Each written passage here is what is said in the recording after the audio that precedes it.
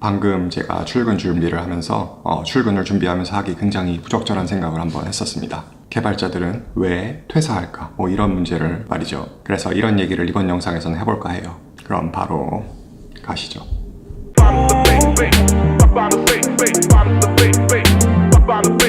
자, 저도 직접 퇴사를 해본 경험도 있고 주변에서 다른 회사에서 좋은 제안을 받았다든지 혹은 현재 회사랑 너무 안 맞는다든지 해서 회사를 나가는, 이직을 결심하는 경우를 종종 보곤 했었죠. 그래서 이 영상을 통해서는 개발자들은 왜 회사를 나갈 결심을 하는지 이런 것들을 제가 보고 들은 것들, 그리고 제가 생각했던 것들을 한번 정리해서 얘기를 해보고 싶은 거예요. 일단 첫 번째로 생각나는 이유는 금전적인 이유가 있겠죠. 금전적인 보상이 내가 생각하는 거에 비해서 좀 미치지 못할 때, 내가 다른 회사에 가면은 돈을 한 30%는 더 받을 것 같은데 여기서는 그렇게 받지 못하니까 좀 불만이 생길 수 있는 거고, 그러다 보면은 이제 회사 바깥의 기회에 대해서 이렇게 눈이 갈 수 있게 되겠죠. 이와 유사한 또 하나의 이유로 워크 앤 라이프 밸런스가 안 맞는다, 뭐 이런 경우도 있을 것 같습니다. 내가 듣기로 다른 회사에 가면은 돈은 비슷하게 받으면서 일은 좀 덜 할 수 있는데, 저녁이 있는 삶을 살 수 있는데 나의 현재 회사에서의 삶은 막 너무 힘든 거예요. 10시, 12시, 새벽같이 매일같이 그렇게 퇴근해야 되고 주말에도 막 불려나가야 되고, 그러다 보면 이런 생각이 들 수가 있어요.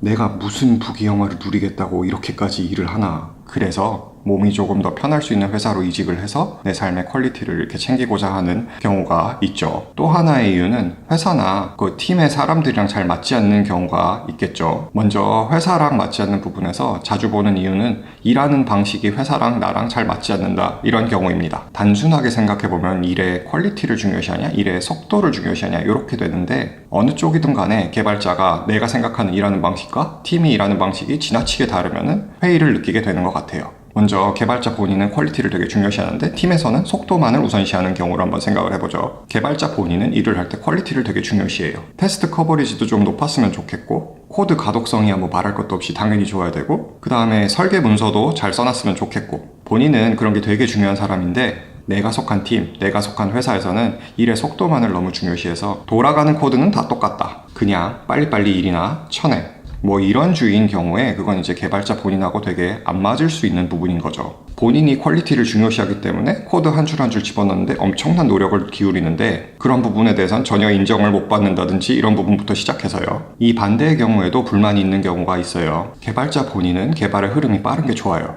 내가 코드를 빠르게 짜서 빠르게 배포를 하면은 그거에 대한 반응을 빠르게 확인을 하고, 이런 게 너무 재밌고, 그런데 본인이 속한 회사, 본인이 속한 팀에서는 코드를 배포하기 위해서 지켜야 될 게 굉장히 많은 거죠. 테스트도 꼼꼼하게 넣어야 되고, 코드 리뷰도 빡빡하고, 설계 문서도 잘 써놔야 되고, 이런 거를 다 지키려다 보면은 본인이 생각하는 흐름만큼 일을 빨리빨리 할 수가 없는 게 너무 답답한 거예요. 그래서 이런 이유 때문에 이제 다른 기회를 알아보는 친구들도 있었고요. 사람이랑 안 맞는 거는 사실 꽤 흔한 것 같아요. 팀원 중 누구 하나랑 갈등이 너무 심하다든지, 혹은 상사랑 의견 차이가 있는데 그게 도저히 좁혀지질 않는다든지. 직장을 다니는 사람들은 회사에서 보낸 시간이 굉장히 많잖아요, 사실은. 그렇기 때문에 회사에서 사람으로 인한 문제가 지속적으로 생기면은 사실은 문제가 작지 않다고 볼 수 있죠. 그래서 이렇게 회사랑 잘 안 맞는다든지 사람이랑 잘 안 맞는다든지 하는 이유로 회사를 나가려고 하는 경우도 자주 보고요. 그런데 이제 제가 앞에서 말했던 모든 이유들은 사실 직종에 불문하고 해당되는 이유들인 것 같아요. 보상이 별로다? 워크 앤 라이프 밸런스가 너무 안 좋다? 일하는 방식이 나랑 너무 안 맞는다? 저 사람이랑은 죽어도 이제 같이 더 이상 못 있겠다? 이런 이유들은 사실 굳이 개발 직군이 아니어도 어느 직군에서나 있을 법한 이유들인데, 제 생각에는 개발자들이 이직을 결심하는 또 하나의 특징적인 이유가 있는 것 같습니다. 그건 어떤 경우냐면은 개발자들은 이제 더 이상 이 팀에서 배울 게 없다라고 생각이 들었을 때 또 이직을 하고자 마음을 먹는 것 같아요.